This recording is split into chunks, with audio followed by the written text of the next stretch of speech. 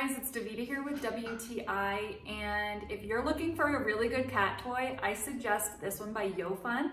It's a really interactive cat toy, and surprisingly, my cats are usually super picky and they hate toys, but they actually like this one, and both of them.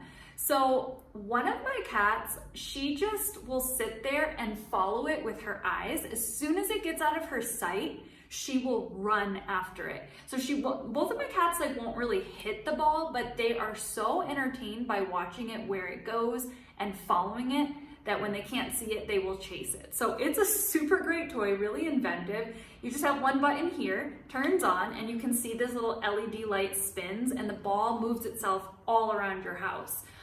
What I like is that the battery lasts for quite some time. I think it's up to 4 hours. I've used this almost every day for the past month and haven't charged it yet. It's really simple to open, and it has a little charger that you can plug it into inside, and I think it takes less than 2 hours to charge. So it's an awesome toy. My cats are super happy with it, and so am I.